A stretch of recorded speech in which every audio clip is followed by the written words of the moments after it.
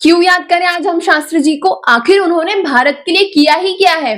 तभी तो गूगल पर 2 अक्टूबर सर्च करने पर गांधी जयंती और इंटरनेशनल नॉन वायलेंस डे के ही रिजल्ट सामने आते हैं।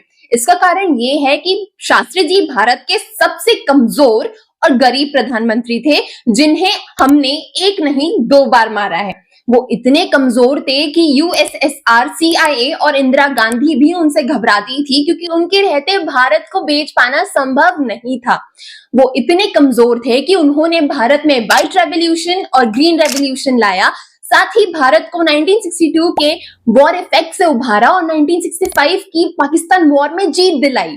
उनकी एक आवाज पर देशवासियों ने एक समय का खाना छोड़ दिया, क्योंकि उस समय देश में फेमाइन की स्थिति थी। वो इतने गरीब थे कि जब उनकी मृत्यु हुई तब उनके सर पर 5,000 का लोन था, न उनके परिवार के पास रहने के लिए जगह थी, न खाने के लिए अन्न था। And he died with zero bank balance, known as the poorest prime minister of India. He wasn't poor. He was the most honest prime minister of India in the history. और क्यों बताएंगे हमें ऐसे ईमानदार प्रधानमंत्री के बारे में?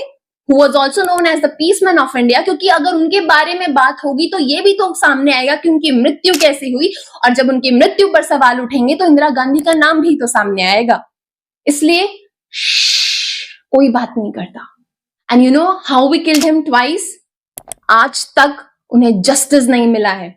And people like us, हम उन्हें कभी जानने की कोशिश ही नहीं करते कि उन्होंने क्या किया है और वो क्या थे।